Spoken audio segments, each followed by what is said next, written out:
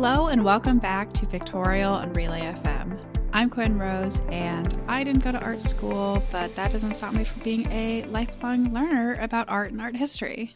And I'm Betty. I also didn't go to art school, but I am also a lifelong learner of art. And today I'm actually going to tell you about something that I saw when I was a little child. So to prove that I have always been interested in art.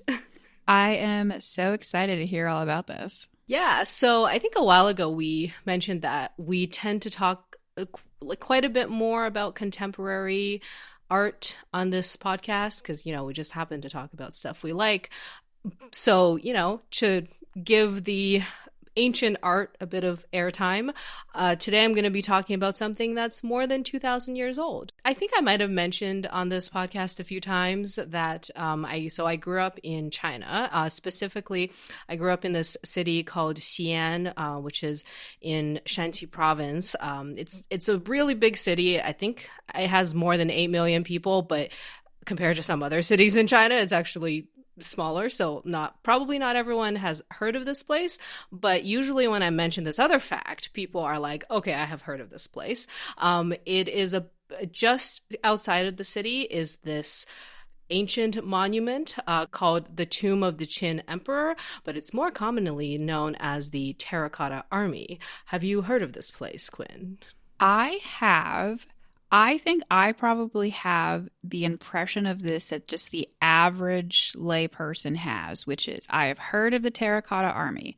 I can for some reason visualize them in my mind, but I do not know anything about them. Yeah, that's no problem. So what comes to mind for you, like when you think of it? When I just hear the phrase Terracotta Army, what I picture is just a whole fleet of statues of army figures, like men, statues of little.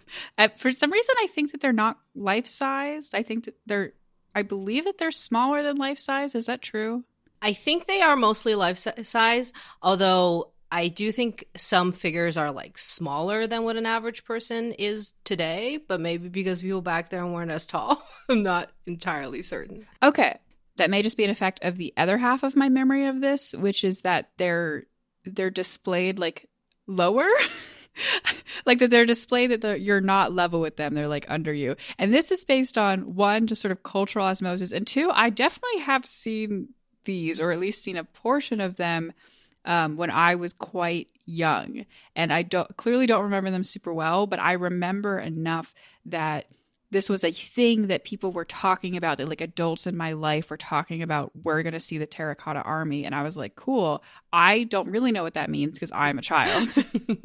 Yeah, no, actually, you are correct about the lower than, or displayed lower than eye level. So actually, if you click on the first image I put in the show note, that is a pretty typical shot of the main exhibit hall in Xi'an of where you would go see the Terracotta Army. And so if you look at the picture on the side, you see people, it looks like you're in a big stadium, and then there's people on all four sides looking down in a pit, except instead of seeing a sporting event, you're seeing all these statues. So probably the reason they appear smaller is because they're far away and it at certain angles they almost look miniature, but then with this picture, when you have a person to scale in the background, you can see it's a pretty huge pit.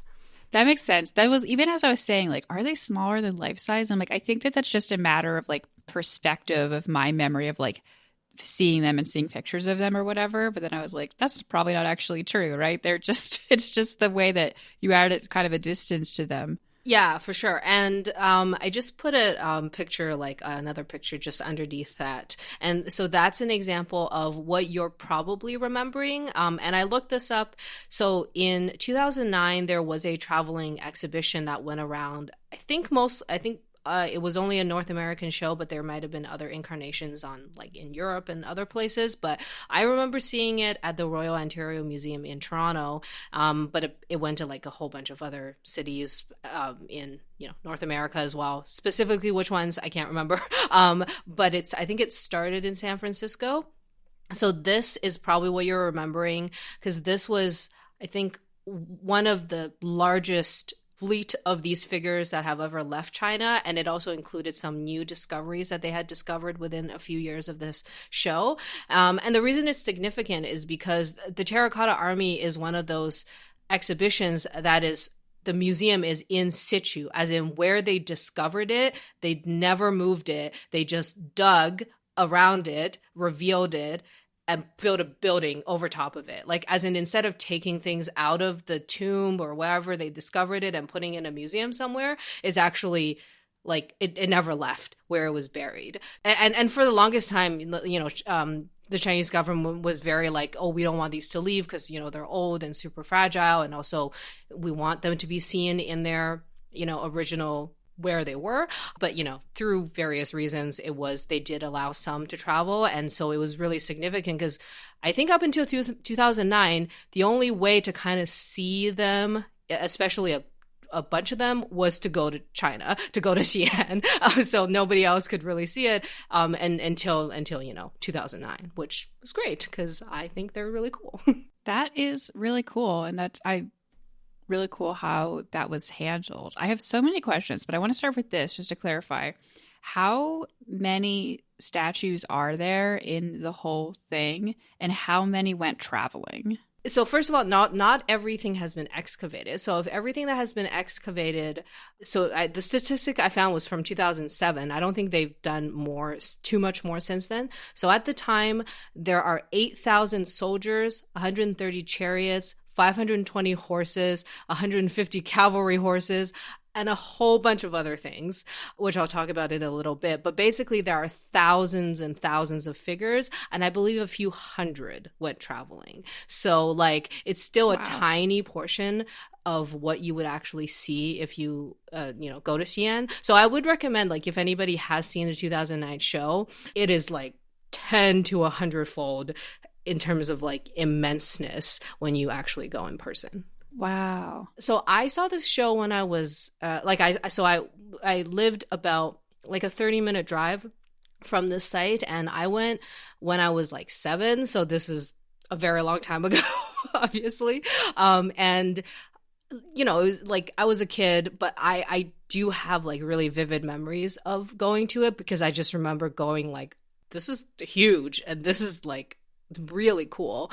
Obviously right now, like, we're recording this in 2022 and you can't really go to China very easily. So, if you don't already live in China, you're probably not going to be able to go anytime soon, but in the future when things are different.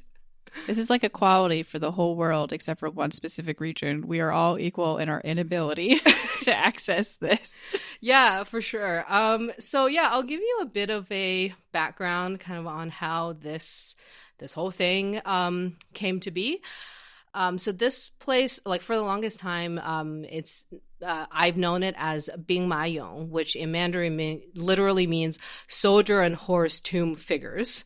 Which perfect. Is straight to the point. Yeah, it's very like straight to the point. So like we mentioned, it's a really huge collection of thousands of terracotta sculptures, and it mostly depicts the armies of this dude named Qin Shi Huang, which means it means Qin, first emperor. And so he is, or was, technically the first emperor of China. And he died in 210 BCE. So this is more than 2,000 years ago. And this was a army that was built for him to surround his tomb and to commemorate him as a person, but also his military, like huge military that he developed through his lifetime. And just the guy who not only was very proud of his achievements, but also was like, I'm going to build the biggest army ever, even in death. Everything in modern art history is like, here's a person who is depressed and poor. And everything in ancient art history is like, here's this one guy who was extremely rich and powerful, and he decided to just really go for it. Yeah, for sure. And it is, so I actually didn't or I may have learned these facts like, years ago when I was a kid, but I didn't really remember it until I kind of started researching for this episode. But I found out that apparently he actually started planning for this tomb when he was 13 years old. Oh my God. Yeah, so he ascended to the throne so actually, let me backtrack. Yeah, so he was born in 259 BCE. At the time, he was born into this kingdom called Qin, and it wasn't all of what is China as we know it today. It's a small portion of China today. And at the time, it was called the Warring States period. Basically, there were like 7 or 8 distinct states in that region that were all fighting with each other. And Qin was one of them. And he ascended to the throne of Qin when he was 13 years old. And he immediately started planning for his death, which is kind of weird. Like, I mean, I guess I appreciate that he had foresight, but yeah. It seems like a really young age to start thinking about it. Yeah, it is pretty weird, but it kind of, makes a little bit sense then when you think of like what kind of person he became later. When he was like 38 at 221 BCE, he ended up merging the 7 warring states into one nation. And this is kind of, it's obviously not exactly China's territories today, but it's, like a pretty significant portion of it, which is why this guy is kind of credited as the first emperor of China because, he was the one who united all these territories. Obviously, he did it through force. He went and, with his army and invaded and killed probably like millions of people is the estimate. So, not very nice person, but oh yeah, he's not the hero of this story or anything. No. So Chen Shi Huang is like, obviously that's the name he took, like, when he became emperor. And like his birth name is Ying Zheng. But ever since he was 13, he was just known as the king of Qin. He was, so as far as I know, he's the first person in this region to call himself not just king, but emperor. And so subsequent Chinese emperors like all used emperor as the title instead of king because he kind of set this precedent. But the other thing is, like, not only was he the first emperor, he kind of did leave this legacy of like imperialism and kind of like these like central bureaucratic ruling styles that it lasted from when he became emperor at like in 221 BCE up until 1911. Like there were obviously many different dynasties. So his dynasty only actually lasted for 15 years. Qin fell about 4 years after he died. Like his son was did not know how to rule a country. So even though this was a really short-lived dynasty, like he set a precedent for just basically the way emperors and imperial governments would rule China for like the next 2,000 years. So it isn't just about like unifying the territories. It really is kind of about like him setting the tone for rest of China. And one could still argue China is still a very bureaucratic, centralized nation today. So, even though technically it's not an imperial nation anymore, it still has kind of those characters, one could argue.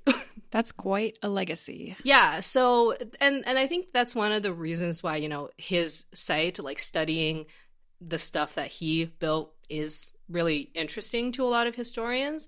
So over this period of like 40 years, so he died when he was, I think just around when he was 50 years old. I think he had just almost or just turned 50. So he wasn't very old.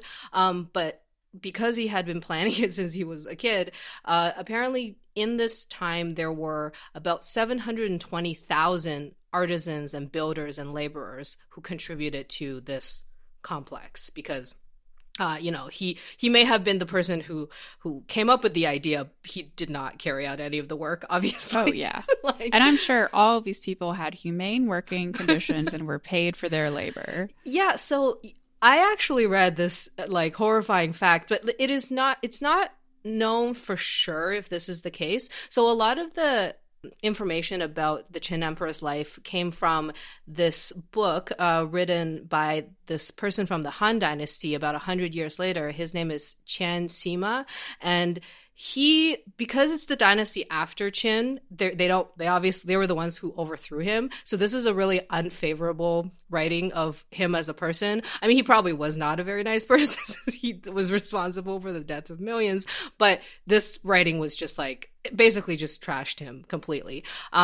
According to this person, when the people finished the main tomb, apparently he ordered that all of them be sealed inside so that they were basically just like left to die there, because he was afraid that invading armies would figure out the location of his tomb and try to come like pillage it, which they actually did. So his fear wasn't completely unfounded. It's just his solution is, so everybody who's worked on the construction of my tomb, you will die with it so that you can't tell people where it is. Well, that sucks. According to a historian who, was writing 100 years later, so not everything is totally accurate, but it's as close as we can get for someone who's lived in 2000 or so years ago. Yeah, it's like it could be hearsay, but also it sounds in character, Yeah, for sure. And after he died, he had passed, the leadership onto his son, who, according to historians, was just like really dumb and incompetent.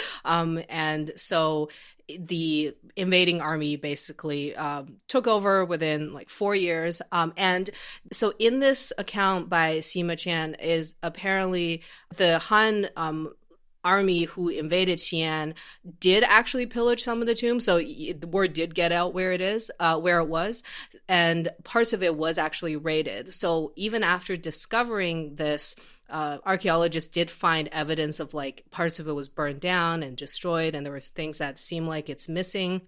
So yeah, unfortunately, not everything survived, but a good portion of it did survive, which is good for us, but not good for all the people who died for no reason. It honestly is pretty amazing how much of it did survive, though. Well, yeah, for sure.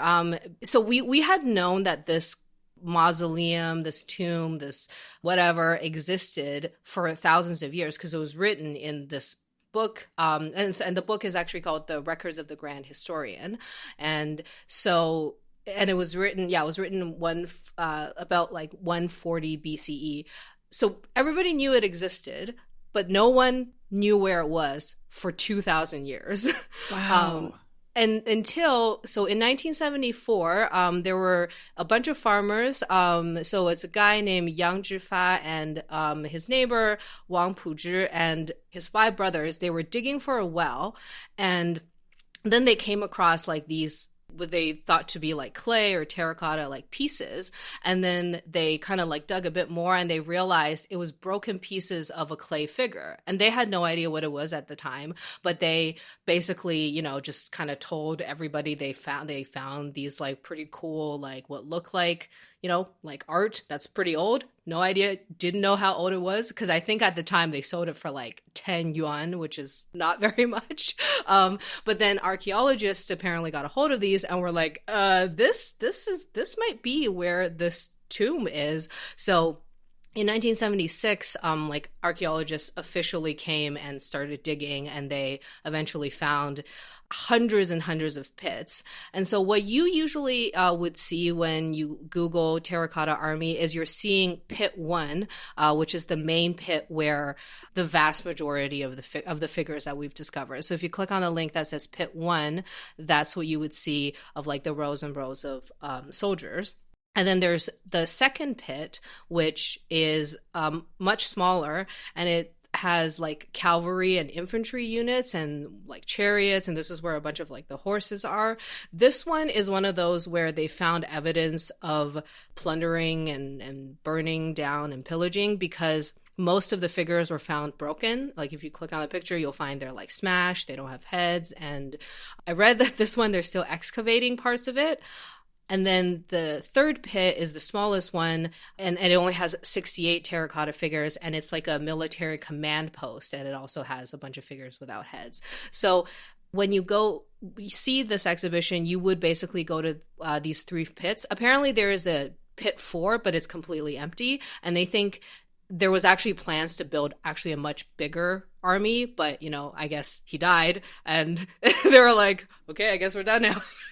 So wait, okay. I have two things. Yeah. One, I did not realize that they only uncovered this about 50 years ago. I thought it was earlier than that. That's wild. Because when you mentioned earlier they're still uncovering stuff, I was like, wow, that's taking a while, but I guess it really hasn't. Yeah, I know. They've been digging very slowly and very carefully for decades. But yeah, it really is a recent phenomenon. Like when my parents were born, these were not discovered yet. Wow. But my other thing is, what is the deal with all of the missing heads? Is there a thing there or what? Okay, so a really interesting thing about these figures is lower down on the show notes, I have a making of the Terracotta warrior image, and this shows the various parts of the figure, like head, torso, arms, legs. They were actually made separately and maybe by separate artisans, and then they all were put together in the end. So either they never finished the heads or those just went missing, or they fell off, because of time. They would basically like make it in clay and then fire it. And then actually most of them were painted, because similar to a lot of Greek and Roman statues, like when they're discovered thousands of years later, all you see is like the stone, the rock, or the clay. And we think that's what it was. But actually when archaeologists inspect like the surfaces, they realize there's traces of paint. So there is actually a link I have, which is recreated terracotta soldiers, which shows you like an idea of what they would have looked like when they were done like 2,000 years ago. Obviously, almost all the colors have flaked off at this point. These were like incredibly detailed, and they were made in like separate locations. Okay, that explains so much, because when I'm looking at these pictures and I was thinking, it's not that unusual to think that a lot of heads would have been damaged or knocked off at various points in whatever process, whether before or after discovery. But the thing that was getting me is that the collars were all in place, but the heads are missing. And I was like, how have they all the heads gotten knocked off, but the collars are still there so cleanly? But that makes sense if the head is made separately and either it never got attached or it comes off more cleanly than it would if it was actually just one piece from the beginning. None of these were made, with like machinery or anything like sophisticated. As far as we know, they were all handmade. And so what's really cool is every single soldier's face is totally different, just like how real people, like have different faces.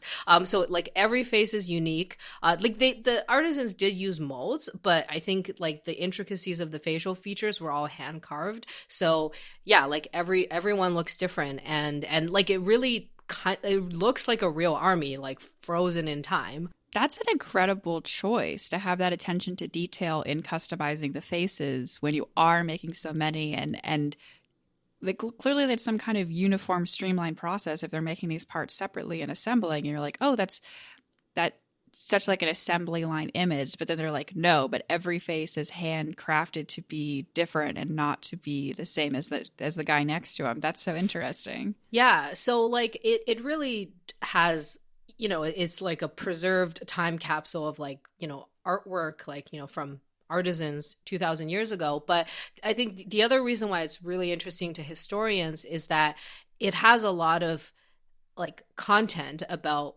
what life or people, or at least in the military, would have been like back in the Qin dynasty, because historians have gotten so much information just about like clothing, hairstyles.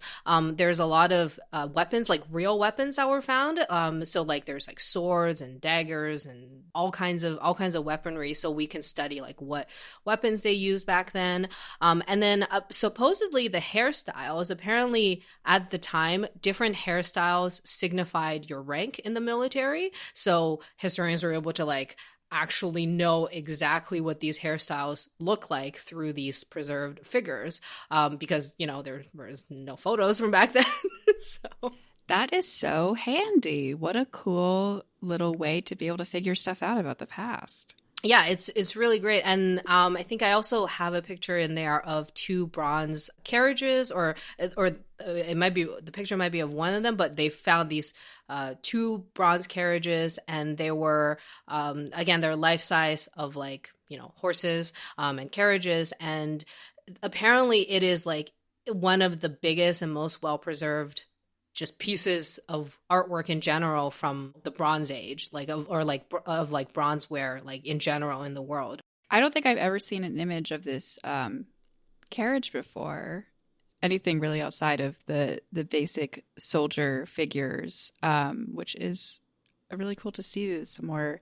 Not that they aren't all like extremely impressive, but a greater level of intricacy. And within the last few decades, as they unearthed like more things, they did find a lot more than just like army people. They found these pits with like non-military figures, so there were like other government officials. Apparently there's lots of acrobats and musicians and just kind of like just everyday people that you could find like in the king's palace, or sorry, emperor's palace. That was one of the like features of this 2009 exhibition. It was to be like, hey, like, it wasn't just military figures. There's so many other things. So it's kind of like a time capsule of the emperor's palace, like buried in a tomb. Wow. The most exciting thing, I think anyway, about this tomb, which a lot of people don't actually know, and I did know this because, I went there and I was kind of told about this is the case. Most of this tomb have actually not been excavated yet. Oh, so not just some of it, most of it. Yeah. So there's the last picture I have on there is called a tomb map. So what you'll see is on the bottom right-hand corner of this map, number 6 is the Terracotta Army. So this is like the 3 major pits that I just mentioned where they found pretty much all these like 8,000 like statues and horses. To the west of it is this giant complex where they think Qin is buried. So where he's buried, this area has barely been touched. Like they know where it is. They have like x-rays and like sensors that archaeologists have used to detect what's down there, and they have an idea of like the size and shape, but it has not been touched at all. Oh my God. Wait, is it just a matter of time and resources, or is there a reason that they haven't touched it? There's a few reasons. So time and resources is one of them, because as you can tell, like if there were like 8,000 that were uncovered in just this tiny bit on the bottom right, the rest would take a lot more time. And back in 1976, China did not have the type of resources they do now. Today, they probably could do this, but the reason they don't is because currently with technology or with what they think is going to happen, unearthing it will result in a lot of these figures like disintegrating. So what happened is when these soldiers were discovered, and when archaeologists started digging, some of the figures, when they first dug it up, actually had a lot of the paint on it. Like it's like almost completely what it was 2,000 years ago. But within like 5 minutes, the paint started to fall off and flake off. Oh my gosh. Which is why, like, again, it's taking them decades to dig, not because it's difficult to dig. It's because it has to be in these such pristine like conditions where they make sure they're digging with like if you've ever seen pictures of like archaeologists with the smallest picks, like that's why, because it's like so fragile. One of the problems is, so Xi'an is actually really dry, I remember from my childhood. So it's also one of the, if it was in a different climate, that might not actually happen, but because of the dry air, it makes it extra difficult to be able to preserve things that get exposed to oxygen. So the director of the museum, I found a quote where he says, and this was like recently, he said, I don't think we have very good scientific techniques to protect what we find in the underground palace, especially if we come across things like paper, silk, or textiles from plants and animals. He said it would be a tragedy if these things were kept in perfect balance for 2,000 years and then we like open it and they're gone. So they think we still to this day don't have the technology or the ability to ensure that this can be preserved, for generations onward. So they're waiting for a time in the future, supposedly, where we could uncover it. I'm experiencing the feminine urge to become an archaeologist and develop techniques to help uncover this space. It's really, there is just, I think the exciting thing is there is still so much more to be discovered and still so much more work that can be done. Chances are even you and I are not going to, even if we can go to China and like see this, we're not going to see this mausoleum in our lifetimes. We'll see, unless you become an archaeologist, Quinn, and figure out a way to preserve what we discover in there. Well, anything could happen, I guess. So the other thing that's interesting I found, and this might be a secondary reason that they don't want to dig like too soon or without being totally prepared. I forgot to mention. So one of the reasons Qin wanted to build this army was because even from an early age, he was obsessed with being immortal, like immortality, which is kind of ironic since he died when he was like 50. So like he built the army because he wanted to supposedly have like an army to protect him in the afterlife, just like how he had it in his life. But the other thing was like he spent a lot of time like getting people to discover like an elixir of immortality, and he was under the impression that drinking mercury would extend your life, which is probably why I didn't. Oh, no. So in Sima Chan's book, so even though a lot of the historic facts we're not exactly sure how accurate it is, it actually probably is pretty good because it was written in his book that the emperor was obsessed with like mercury. When scientists did testing in the soil of where the tomb is, they found like a tremendous high concentration of mercury. So the problem is, so for the scientists who are working to excavate this, they could be exposed to more mercury poisoning.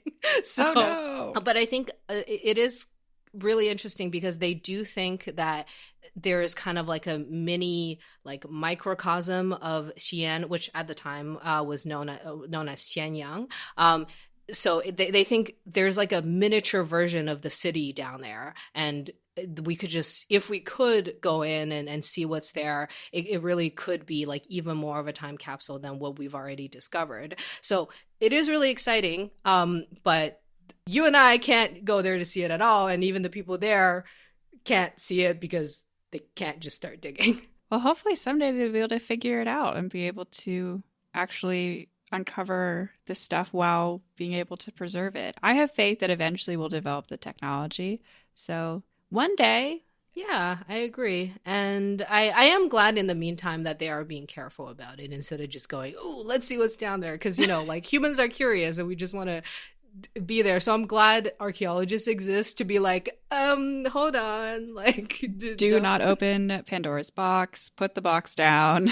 Anyway, yeah, so it's been great to reminisce about this show that I saw many, many years ago. Hopefully I can see it again one day, but I am not holding my breath. Well, thanks so much for sharing this with me. I learned so much today about something that I had rattling around in the back of my brain with no actual information to latch onto. So this has been really cool. Also, before we end today, I just want to give everybody a heads up that not the next episode. Next episode will be a normal topic brought to you by me. But 2 episodes from now, we are going to do a little movie club, TV club kind of thing on the Netflix miniseries This Is a Robbery, the World's Biggest Art Heist. It's a 4-part miniseries, comes in about a little under 4 hours. So if you want to just listen, we'll provide context on the episode, obviously. But if you want to watch it before that point, and then just come join us for the discussion in 2 episodes, now's your advance warning to do that. Okay. Thanks, everybody, for listening to this episode today. You can find our show notes and links to all the great stuff that Betty talked about at relay.fm/pictorial. You can also follow us on Twitter or Instagram at PictorialPod. And if you'd like to follow me on Instagram, I'm at AspiringRobotFM. And if you want to follow me on Twitter or Instagram, I am at ArticulationsV. And I'm also on YouTube as Articulations. And speaking of YouTube, we also have a YouTube channel for Pictorial Podcast, where we usually upload the video version of the audio podcast a few weeks after release. And you can take a look at all the interesting terracotta figures in this video, because chances are you won't be able to see it in person anytime soon. Thanks for listening, art enthusiasts.